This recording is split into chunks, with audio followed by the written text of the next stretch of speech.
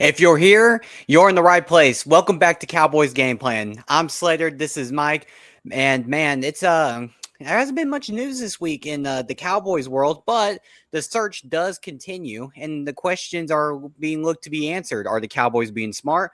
Are the Cowboys taking the process too slow? Are the Cowboys taking the process way too fast?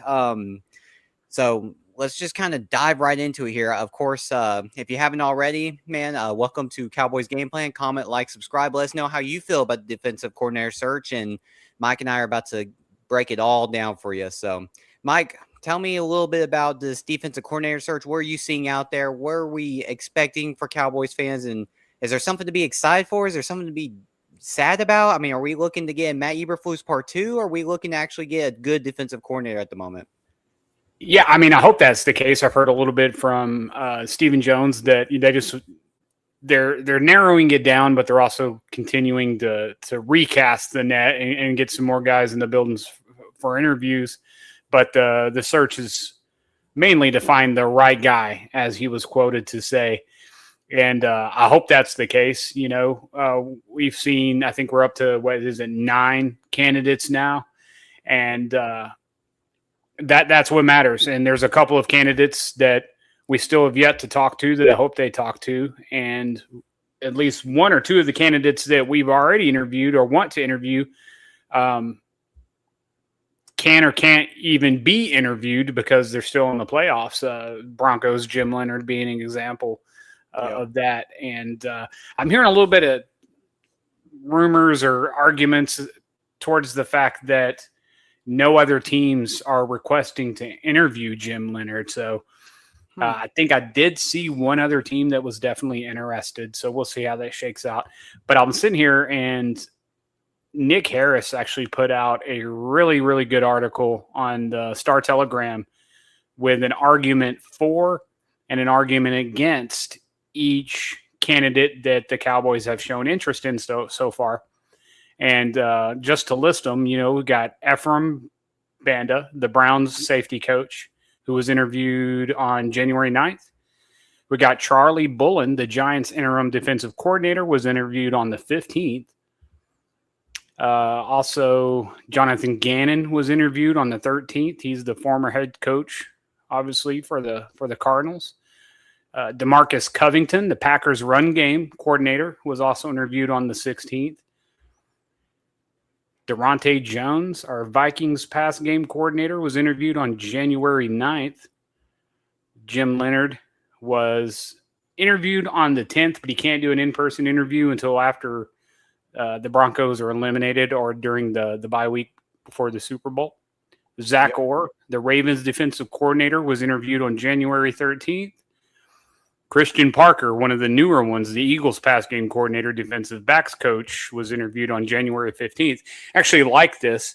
You know, this is a Super Bowl winning team, as much as we may hate them as Cowboys fans, but it's good to see that we're looking in that direction. When winning happens, those are the kind of coaches we want to be talking to, right? So if you just go through this article, also Aaron White Cotton was interviewed on site January 12th, our own Cowboys defensive line coach. So those are all the candidates that are in the crosshairs so far. But if you go on the Star Telegram and look that up, it's a really good article. It's got good points for and against each potential candidate. And it's called Making a Case for and Against Each Dallas Cowboys Defensive Coordinator Candidate. Good article. That's awesome, man. Yeah, I mean, like Mike just said, man, go check out that article.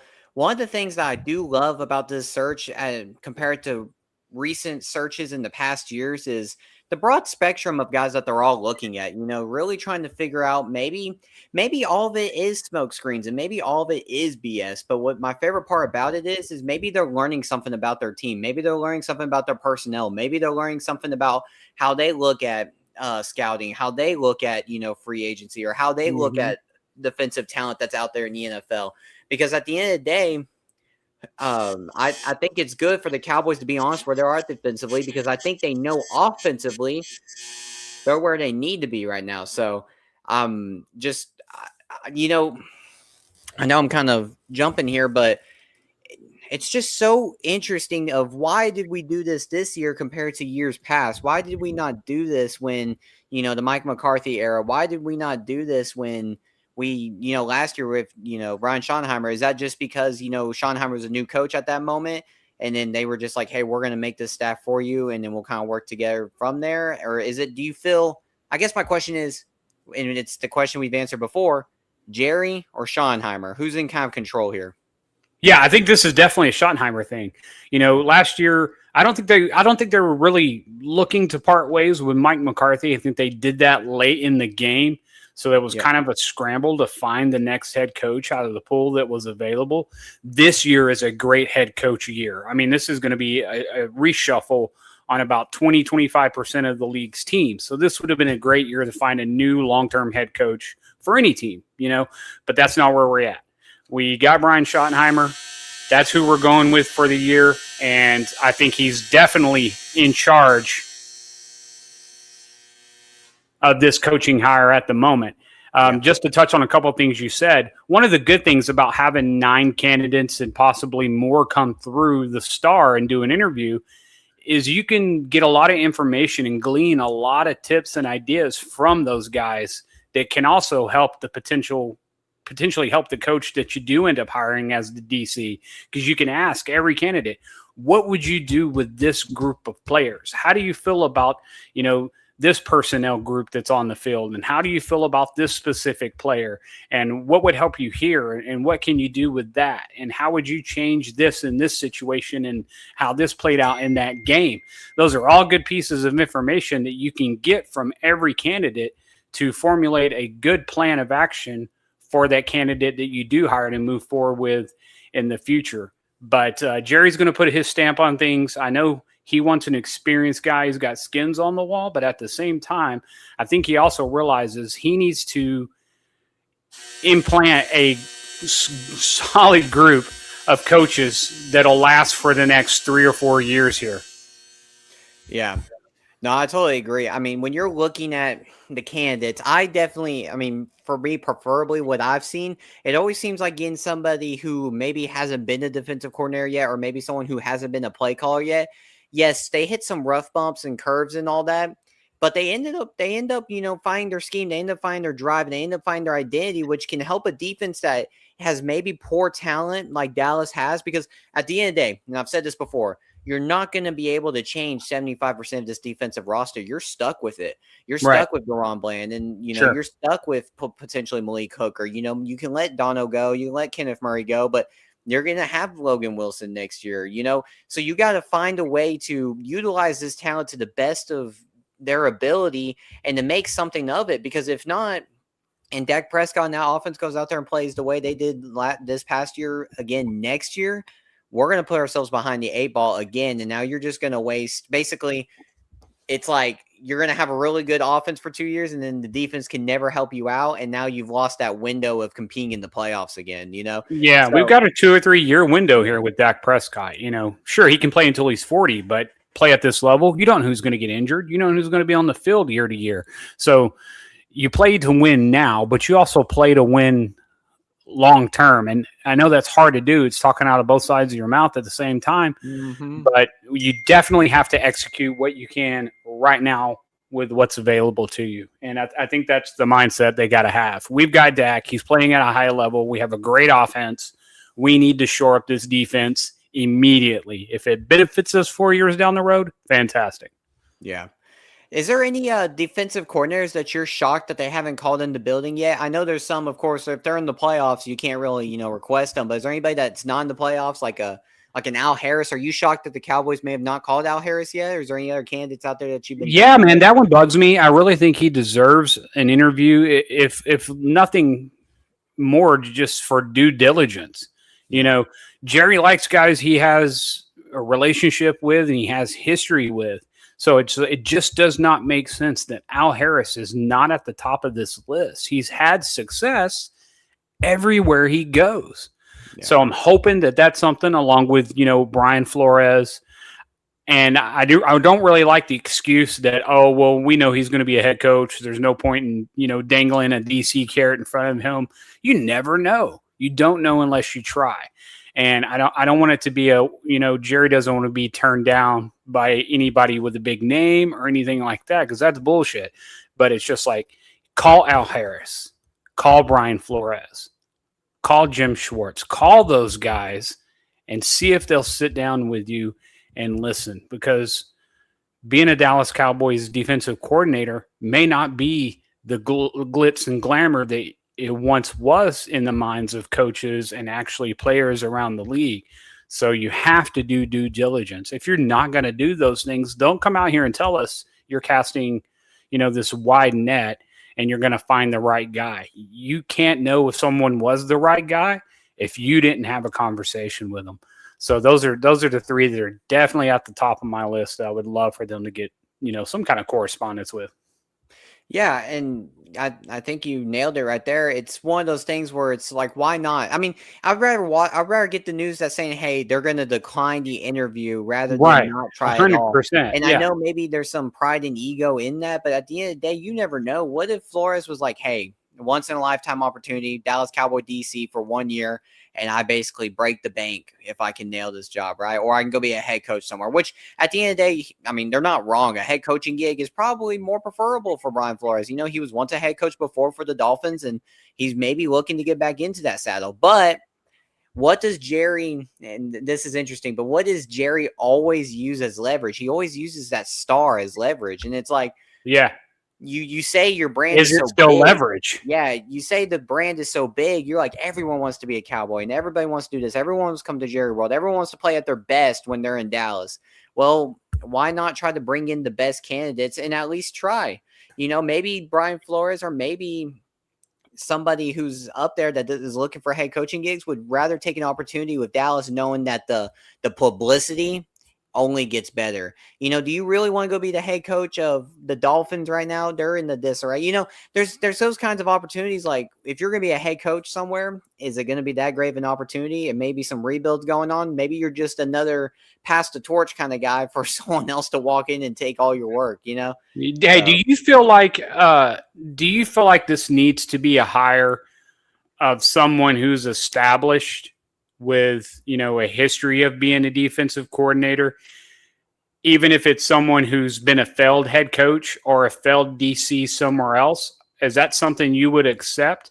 Or would you rather have, if that were the choice between a DC that's already had success or has not had success, a head coach who has or has not had success, or someone who's showing everything that you want and is up and coming, who is currently exhibiting the skills through the players on the field as we speak? Which one's more valuable to you as a fan? Which one would you prefer?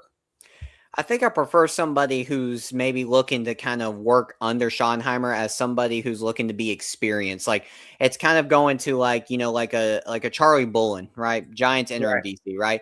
It'd be cool. Let's say he does take, the DC job in Dallas. I'm not saying that he's my favorite candidate or whether he's there or not, but he's somebody that would be really cool for Brian Schottenheimer to take under his wing, right? Somebody who would probably be in Dallas for 2 or 3 years. Yes, he's inexperienced, and yes, he hasn't really had the opportunity to kind of lead a defense that may not be in the best position, but can you teach him the culture? He'll show you that work ethic. Obviously, he wouldn't be named the interim DC in the Giants if it wasn't worth it. So I'm kind of looking for more of a culture fit and a guy who's willing to find the drive and willing to try anything to make this work. Because I don't think if Brian Flores or an Al Harris comes in with the scheme that they've been running forever and tried to implement it, what if it doesn't work? What if we're in the same situation we were in with Matt Eberflus, where it's like, we're going to force the zone scheme no matter what we do, and we'll make one-word terminologies, or we'll make it man all of a sudden, and then we'll go right back to what we were doing, and we'll never find that consistency and success because we're never adapting to where our team can really do well. If that, hopefully that. That makes complete sense. So I think I'm with you.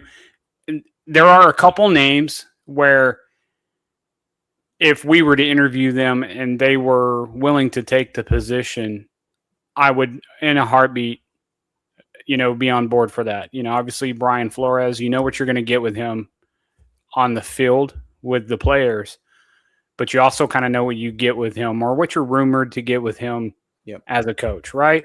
And then Jim Schwartz is another one who's got skins on the wall.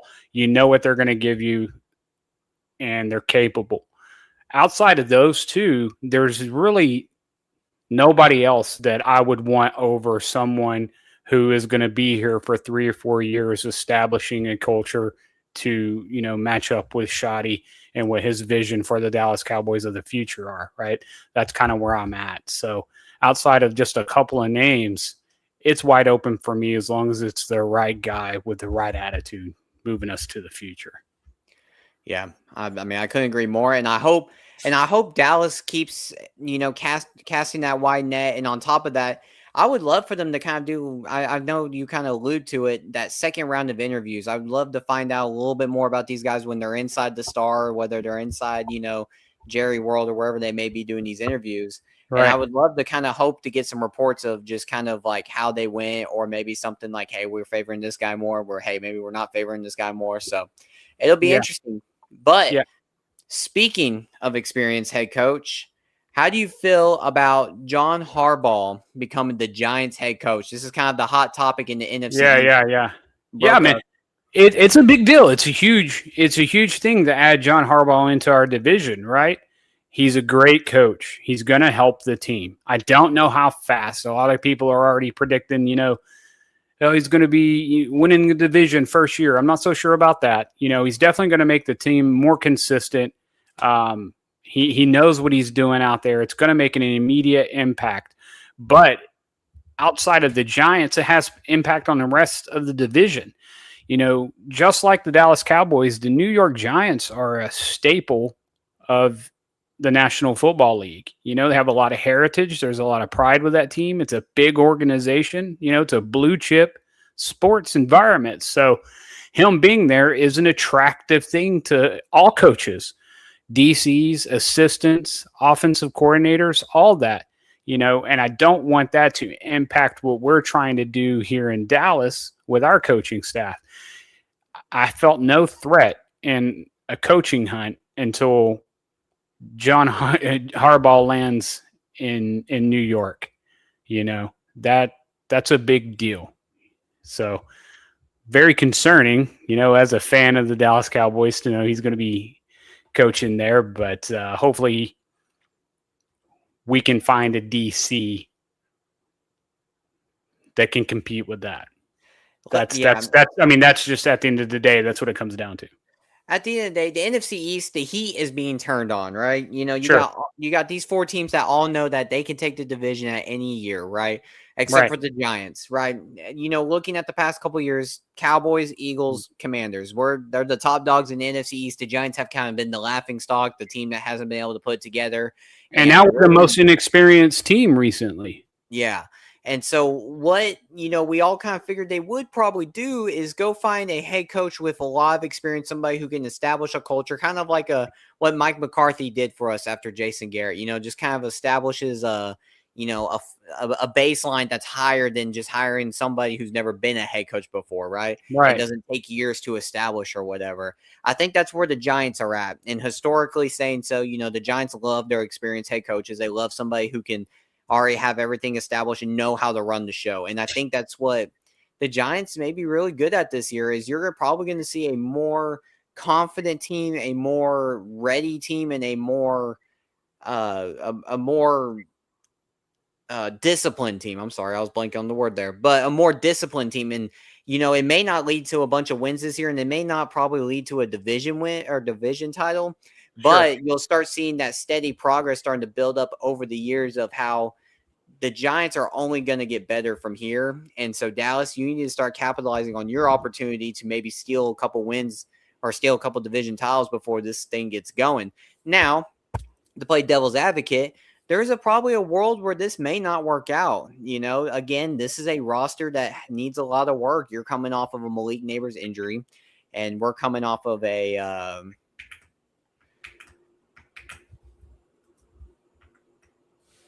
Malik Neighbors ACL injury, and then the Cam Scaboo injury, and a very inexperienced quarterback who they still got to find some coordinators, whether they are keeping their coordinators there or not. I know so. But, this is not a Giants channel, but, it's something to look out for. Yeah, but, they have a young team with a lot of talent, right? We didn't get to see much of it, But Jackson Dart alone, and the time he had Scatabo with him, they were a problem for good teams, winning football teams. They were giving people a problem. And that's just 2 rookies. So with good leadership, and Harbaugh's going to find you good leadership. He's going to find you good coaching, and he's going to get it the way he wants it, right? And then you're going to bring back Neighbors is going to come back. Who knows who they're going to draft? They have a great defensive core. We've seen some of their strengths with their lines and their ends. So once all that's up and running and established, and you sprinkle in a little bit of discipline and some additional talent, man, 2 years down the road, this could turn into a juggernaut, and Dan Quinn's been in place for a couple of years now, and they were recently in a divisional championship game or a conference championship game. And the Eagles have recently won a Super Bowl, and their head coach is going on 5 or 6 years now. And it starts to look like, Dallas is the team that's got to do something outside of Dallas has got to step up and be phenomenal. We've got to get something done because our head coach is going to be on his 2nd year. We're going to find a 5th defensive coordinator in a row now. So we've really got work to do if we're going to stay with what's going to be happening in the NFC East moving forward. Well, just for fun here, who do you think is the next NFC East team to maybe kind of be on a downhill spiral? Like which team, if you had to pick between the 4, is going to be on the next downhill spiral? Right now, the Giants are probably going to be the up and coming, but between the Giants, it'll be the Commanders. It'll be the Commanders again. I think Dan Quinn's a good coach. I'm not sure they have the team to keep up with what's going to be happening in our division. The Eagles roster is still good. The Giants roster is good, and it's going to get better. The Dallas Cowboys' offensive roster is excellent, and it's going to improve. The Commanders don't have much. They've lost player after player. They've lost their running back. They've lost their tight ends. They've lost their receivers. They have a good, smart, fast quarterback, but outside of that, they don't have a lot of defensive components. They don't have a lot of offensive components. They have a good coach and a good quarterback. So they're a little bit behind where the rest of the division is, in my opinion. What do you think? I honestly think that the Eagles could be on that downhill spiral, and it all depends on, again, how they hired their offensive coordinator. Kind of like how we're in the situation for our DC. It all depends on what OC they decide they want to hire, because if they don't hire the correct OC, again, they may have a very bland offense, an offense that doesn't have any explosion.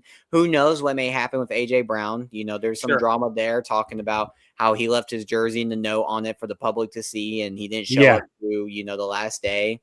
And who knows what's going to happen with Jalen Hurts if they don't find some explosion for this offense or a way to not just depend on running the ball very well in a defense that can stop people. Not a bad formula, but that's not in today's world. That's not enough. Yeah, it's not. Fans call that all the time. They saw it coming from a long way. Yeah, Deebo Samuel is not going to get it done. You know what I mean? So it's like,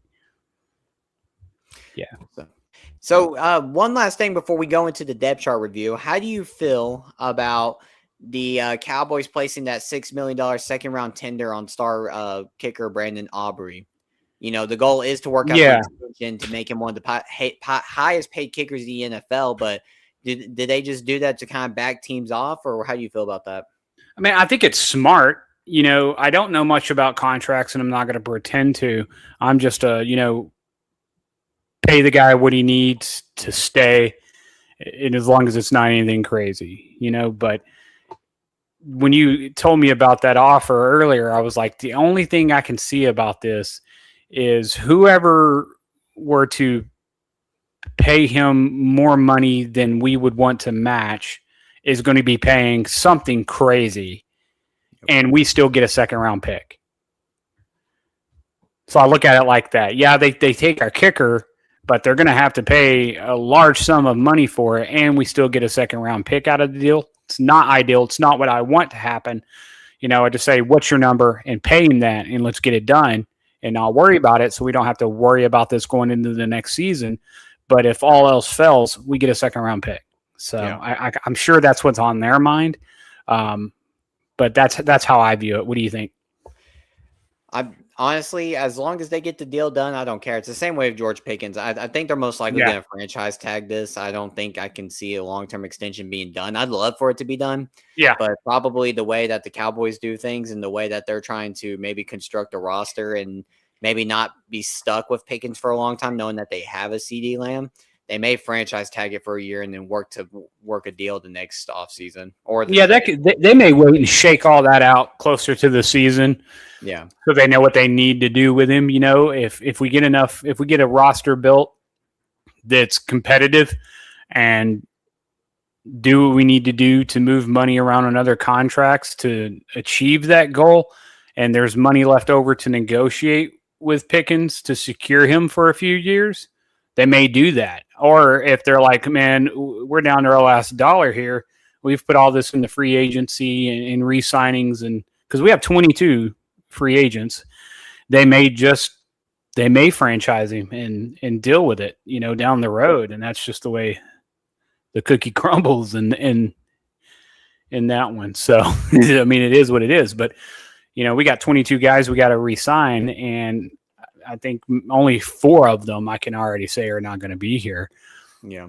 But that's a lot of guys to bring back, because you can't just go replace every player on the defense. It just doesn't work that way. So no, it does not. Unfortunately, I wish we could flip a lot of it, but you're going to be stuck with what you're working with. But all right, you got the sheet ready. Where we at? I actually am having a little bit of a tech diff here on the screen. So if you could put I don't know if you have it up or not, but the spreadsheet up for me. Yeah, give me 1 second. I got you. Yep, and we're going to be doing Dante Fowler, our right defensive end section there.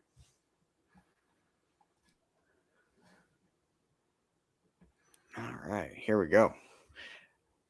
All right, well, while you start there, I'm going to fix our screen here. We got some new graphics going on here, so we're working through all this right now. You're looking at right defensive end? Yep, we got Dante Fowler Jr. as our first one, right? Awesome, right there. All right, so Dante Fowler is an efficiency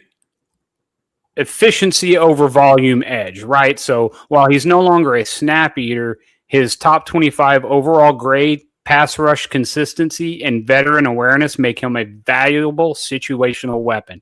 Okay, so he's 6'3", 261 pounds, and 31 years old, with a overall grade this year of 77.6 with 358 snaps.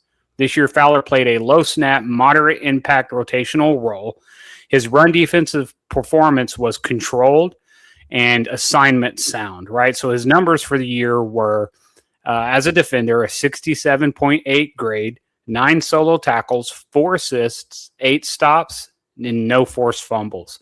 What that means for Fowler as a player is he's not a primary run defender, right? Despite low raw production, his run defense is solid and disciplined with good leverage, and he has ability to set the edge without chasing tackles, right?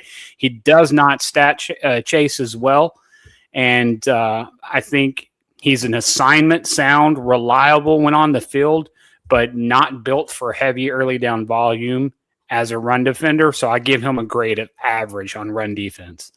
Okay. As a cover guy, it's a minor positive, right? So all he contributed was 1 batted down pass. His coverage is competent, and his awareness shows up in shallow drops and passing lane recognition. So in coverage, he's not a liability. He has some situational value, but I'm kind of mid neutral on his coverage verdict because he was utilized for very specific, traps and plays, right? So his pass rush performance, man, he is what he is. He's an efficient veteran producer, right? His numbers were 30 total pressures, 20 hurries, 7 quarterback hits, and 3 sacks with a pass rush grade of 72.8. He remains a savvy, efficient pass rusher who wins with timing, great hand usage, and understanding tackles in their sets. His sack total isn't eye-catching, but pressure consistency is pretty real when you watch tape on him. Every play, he's doing something to contribute, ending the play, right? So as a pass rusher, I give him above average. He's still disruptive. He's efficient every snap, and he's a valuable rotational rusher who I think just due to coaching and scheme did not show up as much as you would hope for someone who you bring on to the team, to do that. So overall, give him a C as a grade. His best role is obviously a rotational edge on passing downs, 2-minute rush situations. He needs to play fresh and be paired with a younger, higher snap edge defender. I think the expectation for him is a consistent veteran pressurer and leadership with situational execution. Yeah, now that you kind of explain all that, here's my biggest thing about Dante Flower is he should have been our Javion Clowney before we signed Javion Clowney, right? That's kind of like when you're looking at his experience and his age and, what you described him as like that veteran presence, somebody who's going to bring pressure, somebody. It's like he was with Dallas before with Dan Quinn, worked really well, right? We brought him back, you're like, okay, well, I forget how many sacks he had the Commanders, but he had a really good season in sacks. 10.5. The year before. 10.5. 10.5. Yeah. And it was one of those things where you're like, man, with him and Ezraku, and it was supposed to be Parsons at the moment, right? So you're like, we got a good tandem going on here. And it just seemed like with that scheme that Matt Eberflus brought, he wasn't able to generate those pressures. You could see the effort, you could see him fighting, but you couldn't see that, that play explosion that he had with Washington and in his previous Dallas regime with Dan Quinn. And when Javion Clowney comes in, Clowney found a lot of explosion in this. And I think that's just because of sheer heart and effort. That's my biggest thing, So I'm not saying Dante didn't fight with any explosion or anything like that, but you didn't see it on the film. You saw him. Something was missing. Yeah. From the jump, he just didn't produce as well as he has in the past. You're right. He was supposed to be Jadeveon Clowney to the Dallas Cowboys before JC showed up. He needed to come in and relieve Ezraku and Sam Williams and provide that expert, I can do this all day pass rush threat. And he just was not able to do that. It's unfortunate, but I put him as a C. If you could mark that on the depth chart for me, if you already have it. Yeah, I got you already. I can't see any of that. That's just FYI. It's gone. No, you're good. Really, really weird. No, I was disappointed. I don't know if they're going to re-sign Fowler or not. I'm not sure. I don't see any reason to. You kind of have a choice. Would you rather re-sign Clowney or Fowler? Clowney, 100%. Yeah, no doubt about it. You save some cap. And he's actually, I think he's one of the 4 or 5 guys that I already know is probably not coming back. So our middle linebackers, a couple of our line guys, one of our guys in the secondary, and then everybody else is going to return. Yeah. Did you want to do a defensive back, or you want me to finish this off with Jadeveon? We can swap over real quick. I'm doing 2 of the nickel cornerbacks or the slot cornerbacks. Okay. So Peyton Turner is my third right defensive end, as you can see there, but he literally had no meaningful snaps this year. No production of any kind, no rating. So he will just be NA for the year. Yeah, exactly. And so, that's where he sat because he got hurt in the preseason. Yeah. And then just never came back. He was signed though, right? I think we signed him in the offseason. So it's hard to do a depth chart breakdown if the player never played, right? Yeah, 100%. So we're going to start with Reddy Stewart tonight, guys. So obviously he joined the Dallas Cowboys this year. He's a 5'11" guy, 178 pounds. He's 24 years old. This was his first full NFL season. And, Ray Stewart, he kind of was a guy that not a lot of people knew about, a guy that, not a lot of us Cowboys fans were thinking of, right? When you talk about what your week 1 cornerback situation looked like, it was Trayvon, Bland in that slot spot, and then you had Kyrie Elam on the other side. And this is a guy who really stepped up this year. One of my favorite things about him is he's somebody that was kind of like unexpected, under the radar, kind of like a James Houston kind of guy. And so, he played all 17 games this year. He had a total of 63 tackles, 40 of them were his solos, and 23 assists. He had 1.5 sacks. Matt Eberflus used him a lot for those cornerback blitzes right off the edge. You would see him, if you go back and watch film, you see him on the edge and then run back and back forward, back, run back forward, because he's trying to figure out the timing of how to blitz, and that's one thing he could probably work on. But he did blitz a lot under Matt Eberflus. The only thing that kind of hurts him is obviously with every defensive back we've had this year, just really high completion rates allowed. 75% or 79% on targets. That's what they were completing on him.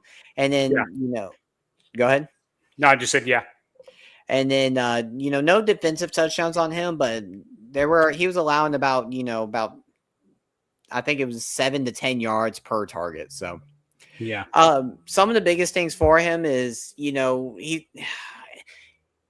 he was a really good man slot corner and a good blitzing slot corner, but zone coverage, I wasn't really big on his zone coverage scheme. I wasn't big on the zone coverage scheme at all under Matt Eberflus. Maybe under somebody else it would perform better, but he did force multiple fumbles. He shows his effort to come downhill and help with running lanes, especially on the edge. So any kind of like toss sweeps, outside handoffs, he had a really good ability to try to get around that pulling guard, pulling blocker, and to get downhill and force it back in. Or if, you have that outside corner or however the defensive scheme is designed, to force it in or out, depending on what the scheme is. Yeah. Playing limited games early, like I said, he stepped into the role and became really consistent for the Cowboys, became somebody the Cowboys could depend on for the rest of the year, being able to move Bland to the outside and put him in that slot corner and kind of keep him there the whole time. But outside of that, man, I think he's somebody to keep an eye out for. I think he's somebody that Dallas should definitely keep around and see if he keeps developing. Maybe under a new defensive coordinator that plays a lot more man, he may become something special, because you're probably going to have to depend on Bland on the outside, so you're going to need somebody in that slot corner. So honestly, This is kind of going to be interesting, but I'm going to give him a B here. And the only reason I'm giving him a B is to be able to step into a starting spot, inexperienced, and to make the most of it. I saw some really, really good things on the film when it came to it. I can't give him, I would give him a C if we were taking the Matt Eberflus effect into it, but taking Matt Eberflus out of it, watching his skill and not the scheme hurt him, I give him a B. Yeah, I think he's a great utility player. He can do just about anything. Maybe as most of our defensive backs were exposed this year, he may not be the best coverage guy, but we're not sure yet because we don't know if anybody got a fair shot, right? Yeah. They did what they were told to do from what we understand, and who knows what that was. So, but I think he definitely played well around the line. He's a good tackler. He's very aggressive. He seems confident, and that's a lot to go with. So I think he'll be here next year. And we'll see what that does for us in the future. But I liked what I saw from him. I was concerned. Eberflus looks at our roster and brings in an unsigned free agent who essentially, like you said, played 17 games and started most of them. That tells you a lot right there. So it's like, here we go. And I think he did pretty well compared to what he was up against and what he was thrown into of that mess of a defense. Yeah. We got our first comment of the night here. First things first, Dallas needs to establish a defensive identity and build a team around it. I'm a little surprised that Flores and Schwartz have not been contacted for an interview. Yeah, that's something we talked about earlier. I asked Mike that exact question. What guys are you kind of shocked that aren't in the building yet? What kind of guys were you expecting to kind of be at least contacted by now, whether they accept or decline the interview? Even though these guys may be out there for a head coaching gig, why not kind of show them like, hey, we were interested in you. Yeah, it's like, would you rather be the defensive coordinator for the Dallas Cowboys or go be head coach of the Browns or the head coach of the Titans? And that's kind of where we're at. A head coaching job is a promotion, but it's a lot of responsibility. And those teams are struggling, and they've struggled for a period of time. So just because they're candidates and they're viable candidates for a head coaching position doesn't mean that they wouldn't take a good DC job on a team that is like the Dallas Cowboys. It's an established team. There's a lot of reputation to launch from if you have success in Dallas. You can make your career for the next 10 years here. So it's kind of like risk versus guaranteed reward, and that's where we're at. So, yeah, disappointed about that, but it's not over yet. I'm not saying it's not going to happen, but we'll definitely see how that all shakes out with Flores and Schwartz and some Morris and some of the other guys that are out there and available.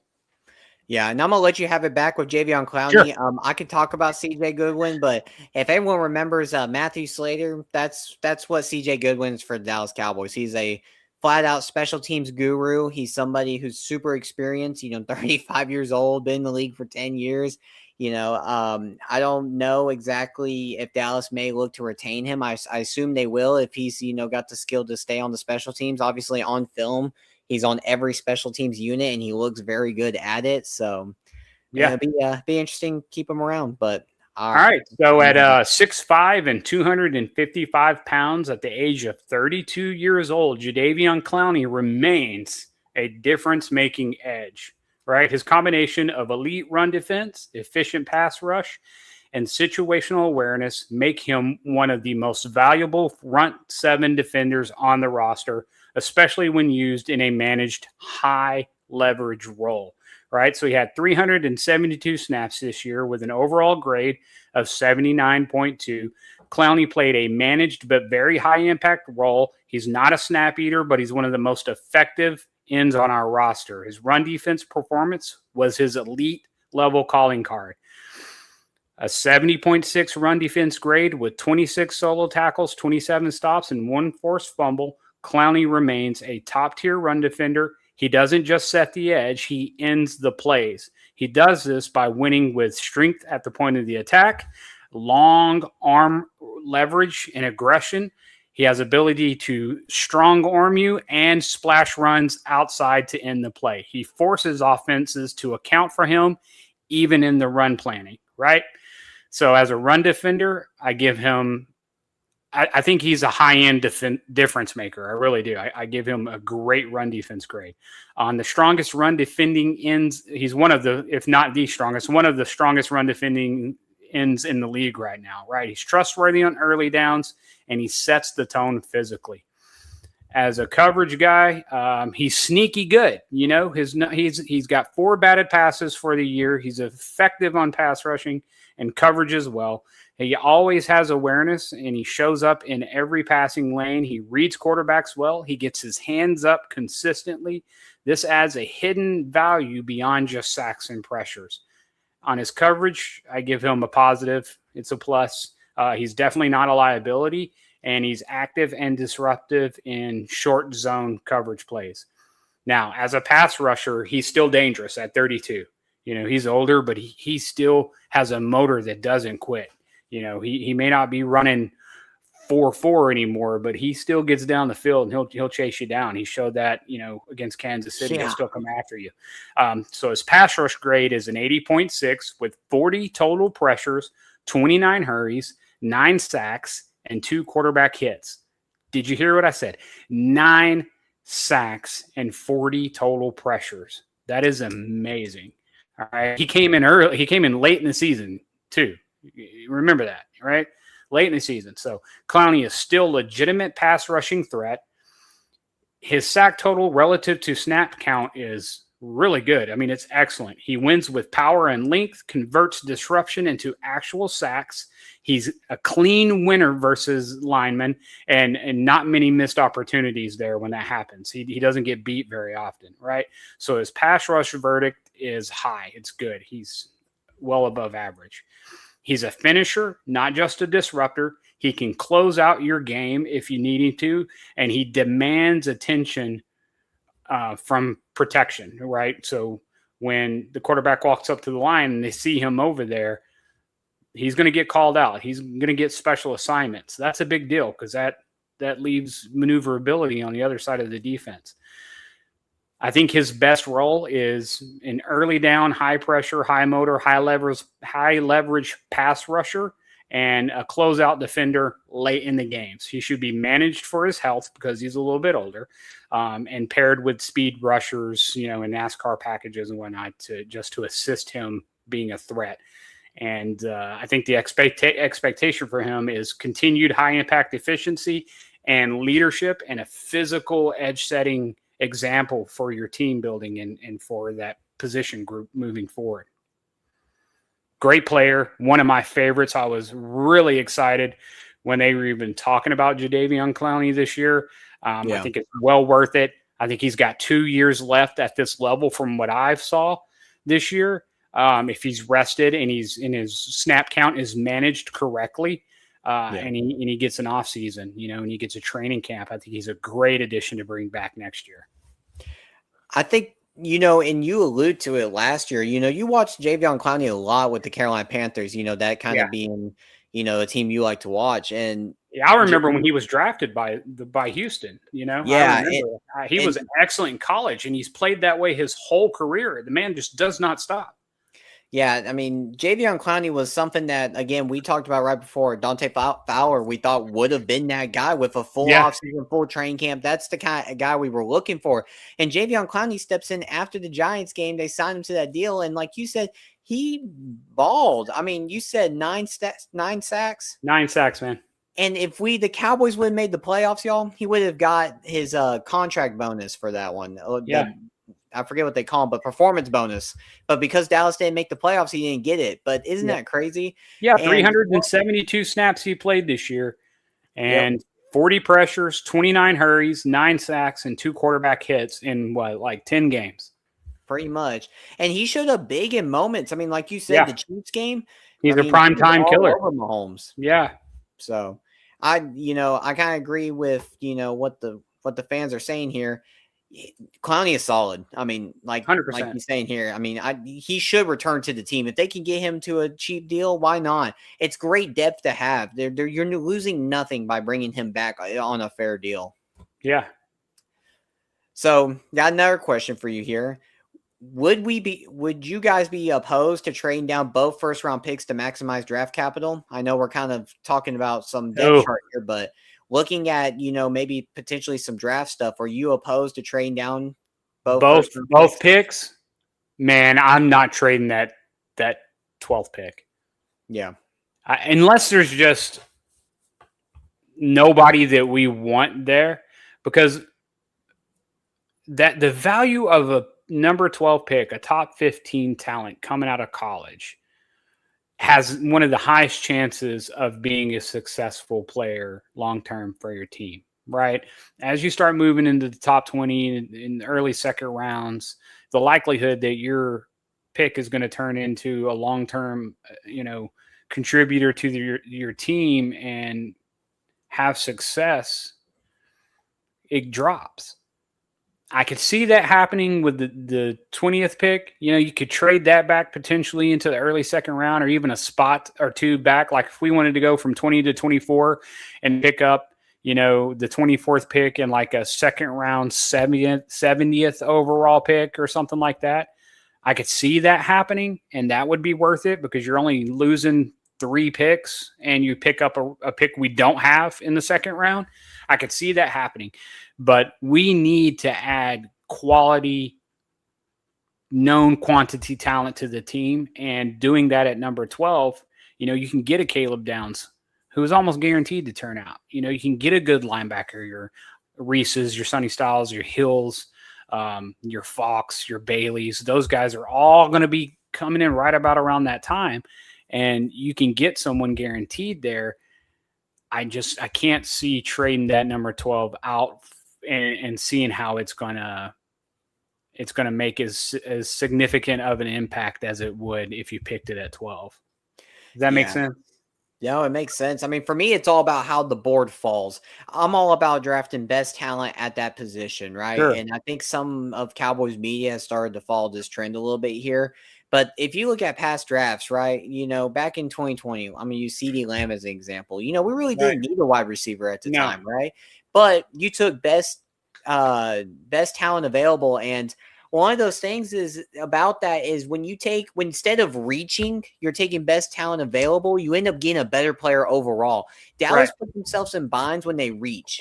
Again, and we do this on the defensive side of the ball, and that's why we're in the situation we are in today. Taco Charlton, Mozzie Smith. I mean, you know what I'm saying? They reached for guys that probably weren't really true first round grades because they had one, a later first round pick, but two, instead of going to get, hey, let's just get what's best available right here. Yeah. Instead, we decided to go get, the guy we wanted, and the guy we wanted wasn't really a true. Like, would you be mad at Mozzie Smith if he was a second round pick instead of a first? Would you really? Yeah, you'd be like, it just didn't work out. But because he was that first round pick and that premier D tackle that Dallas said this is the fix to all of our problems, and it does not work out. Yeah, I mean, there's 4 players that I want with that number 12 pick. There's 4 players that I feel will really contribute to this team, right? And they're all defensive. If those 4 players aren't there,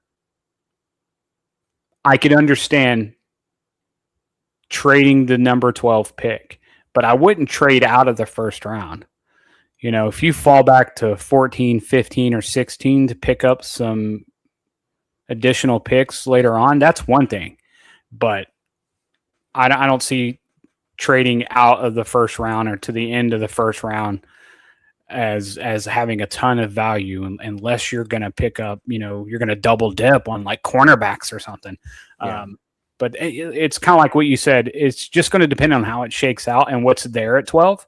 But I know one of those 4, 5 players that we really need on this team are going to be there. Yeah. Hey, also, man, don't be sorry for asking questions. We're here to conversate with other Cowboys fans. Don't ever be sorry. Man. Ask all the questions. We love the questions. Ask more questions. Yeah. Yeah. But we talk about this all the time. So to have a different perspective and a different point of view to ask us a question just helps us think about things we haven't said. Yeah, exactly. And I'm going to kind of show this here, but let me show you this, right? So this was the draft of Mozzie Smith in it, for an example, right? We drafted Mozzie Smith at 27. You're telling me that if we were going best talent available, that maybe Nolan Smith isn't better than Mozzie Smith at that point? Like, would you rather have Nolan Smith? Let's look at the second round. You're telling me you wouldn't rather have, like, Joey Porter Jr.? Yeah, that would have been a nice pick. Yeah. That would have been a nice pick, right? But my theory is once you get out of the top 20, 21, it's a shot in the dark. It's kind of like a potluck. It's you never know what you're going to get, right? The first 20 players, you kind of see what they can do pretty consistently in their known quantities, right? So I don't love the idea of moving out of the top 20, but I wouldn't be against it if the right players aren't there. Yeah, I mean Brian Branch is right here. It's that would have been a nice one. A fun little study to do, Cowboys fans. Is I hope go ahead. I hope the front office is learning some little nuggets this year about liking a guy's physical attributes more than what he does on the field, and what not moving cap around correctly, how it can affect your team, and only hiring coaches that you'd go to Sunday school with, and all these little lessons that seem to keep coming up to bite them in the ass. So it's like sometimes you got to change your behavior to change your outcome, and it's like you can't just do the things you think work because you think they work and they actually don't work. Your Mozzies and your thing like that. There were more talented players available. They went Mozzie because they liked his size as a prototype for that position, because one of the best players of all time at that position was his same height, weight, arm length, and whatnot. And it's like, just because you have the tools doesn't mean you know how to swing the hammer. And we need to break that mold and go for what is producing on the field, whether it's got little short T-Rex arms or it runs, really high need or whatever you want to point out. They get the job done. And that's what you need. You need guys who are going to get the job done. So judge them on that. Yeah, and in Dallas historically, when it comes to the offensive side of the ball, they always take best talent available.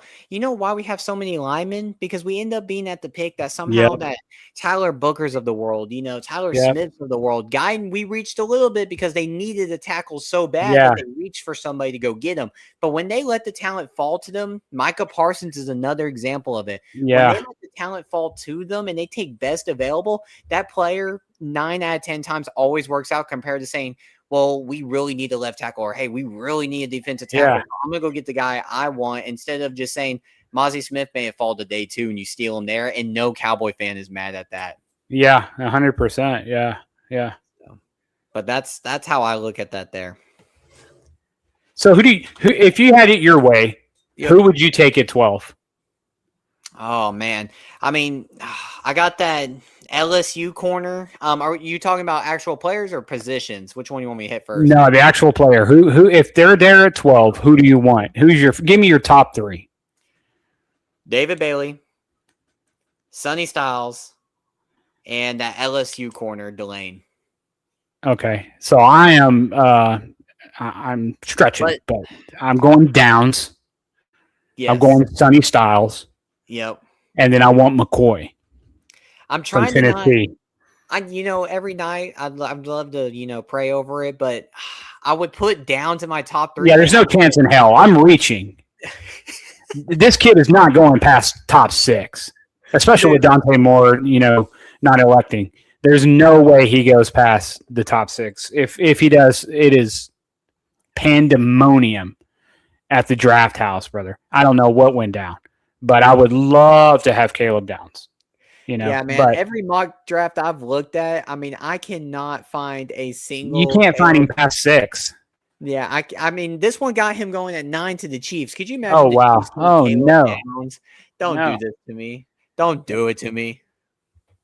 But here they've got Sonny Styles, like we both like here, and then they've got that interior offensive lineman, Spencer Fano, which I'm not against an offensive lineman again or an offensive player, but it has to be like absolute best talent there, or you try to trade back and it didn't work out. Like, don't do it just to say because we're good at drafting linemen, let's draft another lineman. This defense needs help. Now, this is another topic we haven't really hit yet, but your free agency may help out in some of this. Your free agency may help you to say, hey, we can draft an interior offensive lineman with that 12th pick, but you would have to have a really good free agency class. Yeah, that's very true. And as we've kind of exhibited here with doing this approach to the offseason the way we're doing it, where we're evaluating in-house first, that's the way this works. We'll have our players evaluated, and then we'll look at free agency, and then we'll look at the draft. It's steps 1, 2, 3.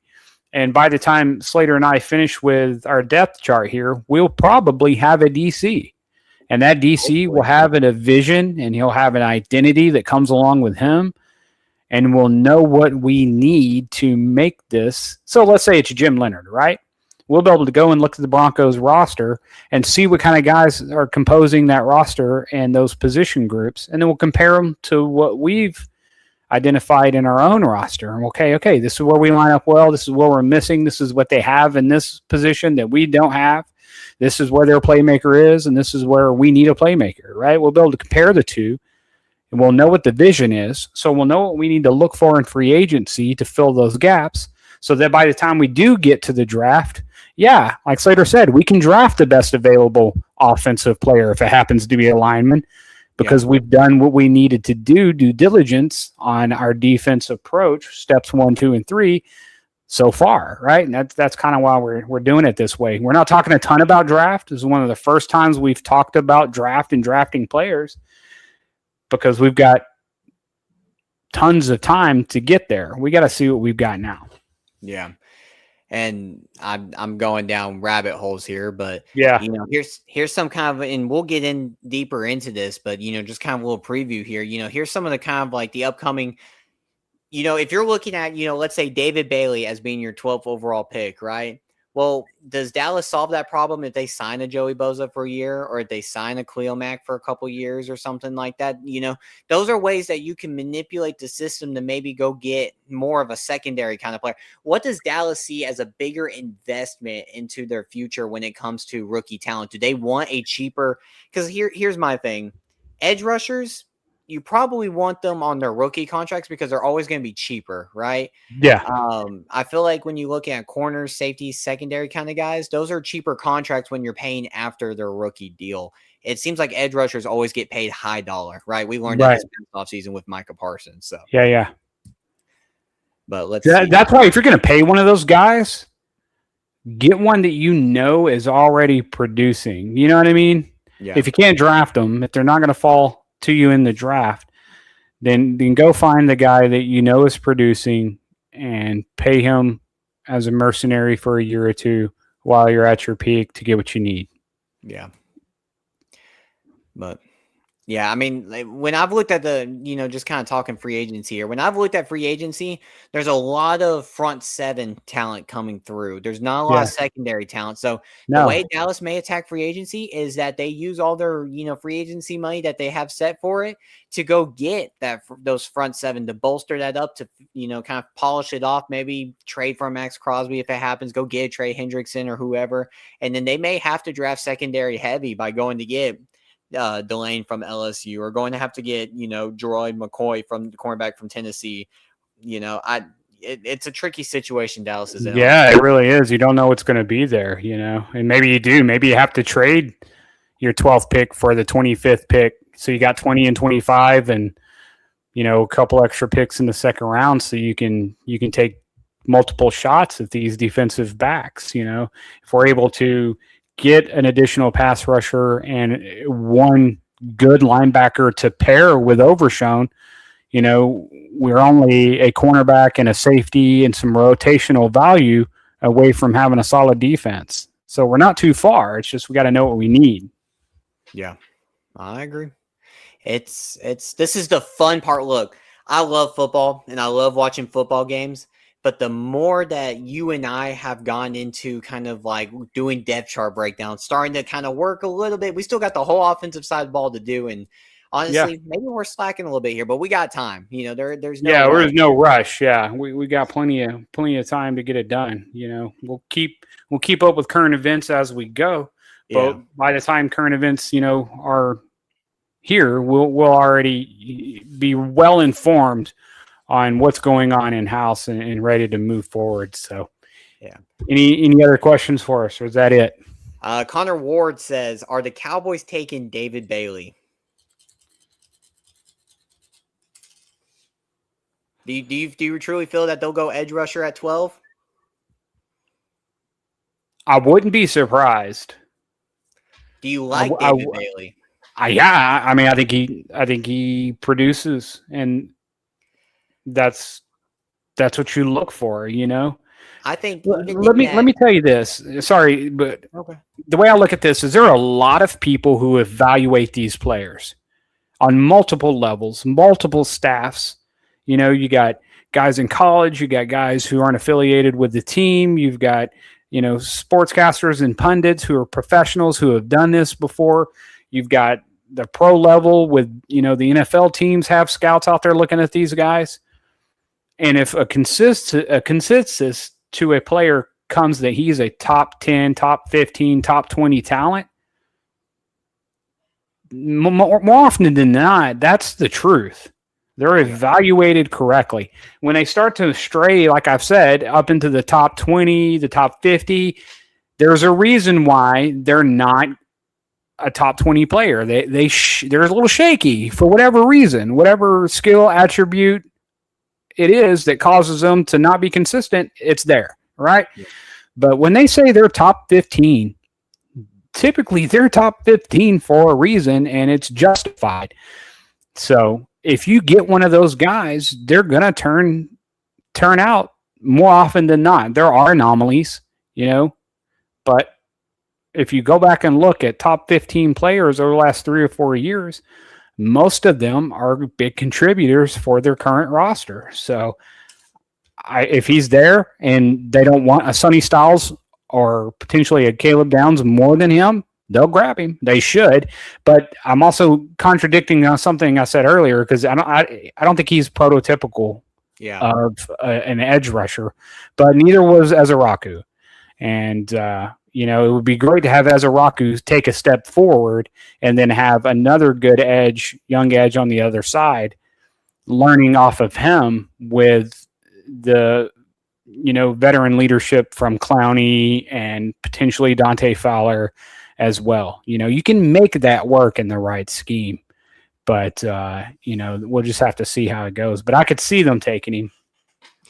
Yeah, Forever DC says Bailey will be gone, and I totally agree with you, DC. I think that's one of those things where it all depends on how the draft goes, right? It depends on do the Jets take a quarterback at number 2 overall now? Obviously, we know number 1's probably going to be Mendoza to the Raiders, but if you get some of these guys who take a quarterback in that top 10, everyone starts to fall one, right? What if the Jets say, we're going to go get that guy from Ole Miss, or we're going to go get Ty Simpson for some reason? David Bailey falls one more spot closer to you. Again, not guaranteed, but it's a possibility, right? We've seen guys fall before. Yeah. So, all right. If no one's got any other questions, man, I think this was a really good a good show right here. We got some depth chart reviews done. We talked about defensive coordinators, and then we talked about Harbaugh to the Giants. So I think we've hit all the Cowboys news for the week. What you got? You got anything else, Mike? No, it's going to be a good weekend of football. I'm excited to see how these games shake out, and then we'll take notes, and we'll be right back here probably Monday or Tuesday to talk about that and see what else has happened with this DC search, and if Jim Leonard's any closer to being hired with the Broncos in or out of the playoffs at that time, and we'll go from there. So thank everybody for listening. All right, y'all. Until next time, Cowboys Game Plan.